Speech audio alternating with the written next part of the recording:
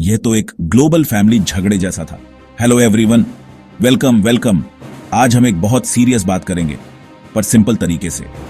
हम बात कर रहे हैं वर्ल्ड वॉर 1 की। वर्ल्ड वॉर बड़ा, डरावना और इतिहास में द ग्रेट वॉर कहा गया।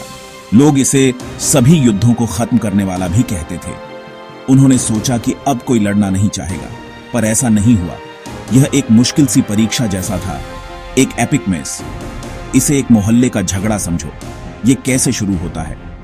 एक आदमी की बकरी दूसरे आदमी के फूल, फिर शिकायत अपने भाई से, जो गली के बड़े आदमी का दोस्त है। फूल मालिक के भी पावरफुल दोस्त आते हैं। जल्दी ही सब पक्ष बन जाते हैं। लोग बकरी या फूल भूल जाते हैं, बस दोस्ती के कारण लड़ाई में घुस जाते हैं। यह वर्ल्ड वॉर 1 था, पर ग्लोबल स्केल पर। ये सिर्फ 2 देश नहीं थे, ये एम्पायर्स और उनके दोस्त थे। प्रॉमिसेस, प्राइड, ये एक सचमुच एपिक मेस था।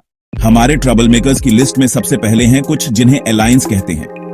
अब अलायंस क्या है? ये बेसिकली एक फ्रेंडशिप पैक्ट है। तुम मेरा साथ दोगे और मैं तुम्हारा साथ दूंगा। सिंपल है ना? यूरोप में यह गली क्रिकेट टीम सिलेक्शन जैसा था। 2 बड़ी टीम्स बनी, ट्रिपल एंटेंटे था। ब्रिटेन, फ्रांस, रूस ट्रिपल अलायंस था। Germany, Austria, Hungary, Italy. अगर जर्मनी की फ्रांस से लड़ाई होती तो रूस और ब्रिटेन मदद के लिए कूदते। एक पर हमला मतलब सब पर हमला। छोटी लड़ाई बड़ी बन जाती थी। अगला है इंपीरियलिज्म। यह विशाल एम्पायर बनाने की इच्छा है। ब्रिटेन और फ्रांस के पास दुनिया भर में कॉलोनीज थी। अफ्रीका, एशिया, जर्मनी खुद को लेफ्ट आउट महसूस कर रहा था। उसने कहा, मुझे भी चाहिए। जेलसी और कंपटीशन बढ़ा। वे जमीन और रिसोर्सेज के लिए झगड़ रहे थे। मिलिट्रिज्म तीसरा इंग्रेडिएंट था। तो ये सारी प्रॉब्लम्स सरफेस के नीचे उबल रही थी। सीक्रेट अलायंसेस कॉलोनीज के लिए, race, massive armies, intense pride. इसे आग लगाने के लिए बस एक छोटी सी चिंगारी की जरूरत थी। वह चिंगारी 1914 जून 28, सराजेवो। हमारी इस कहानी का मेन कैरेक्टर है आर्कड्यूक फ्रांज फर्डिनेंड। वह ऑस्ट्रो हंगेरियन एम्पायर के सिंहासन का वारिस, क्राउन प्रिंस। उसने अपनी पत्नी सोफी के साथ सराजेवो जाने का फैसला किया। यह एक रूटीन रॉयल विजिट होनी थी। भीड़ को हाथ हिलाना, सोल्जर्स का इंस्पेक्शन। लेकिन सराजेवो बोस्निया में था, एक ऐसा रीजन जिसे ऑस्ट्रिया हंगरी ने अपना लिया था।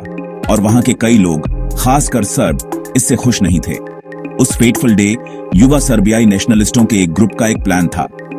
आर्कड्यूक की कार का ड्राइवर सराजेवो का नहीं था और उसे गलियों की अच्छी जानकारी नहीं थी। हॉस्पिटल जाते समय उसने एक गलत मोड़ ले लिया। जैसे ही उसने कार को रिवर्स करने की कोशिश की, वह रुक गई। प्रिंसिप ने 2 गोलियां चलाईं। दोनों की कुछ ही मिनट्स में मौत हो गई। हत्या के बाद चीजें बहुत जल्दी हाथ से निकल गईं। यह डोमिनोज के खेल जैसा था।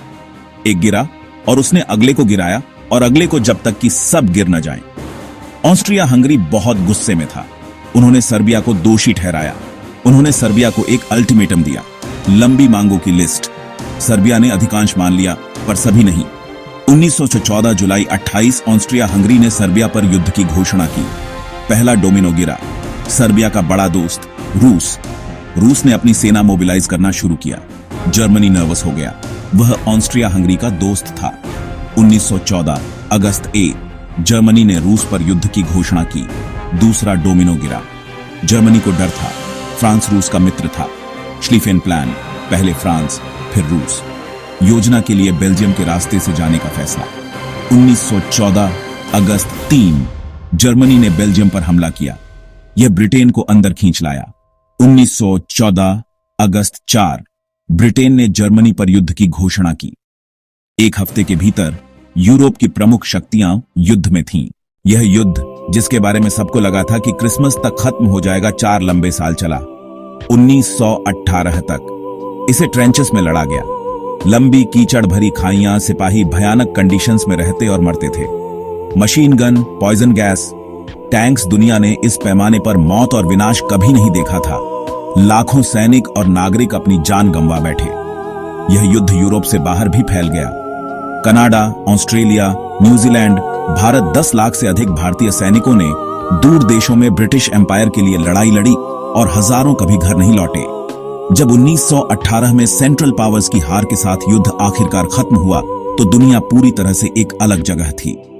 Austro Hungarian empire, Ottoman empire, German empire. Treaty on Versailles बहुत कठोर थी।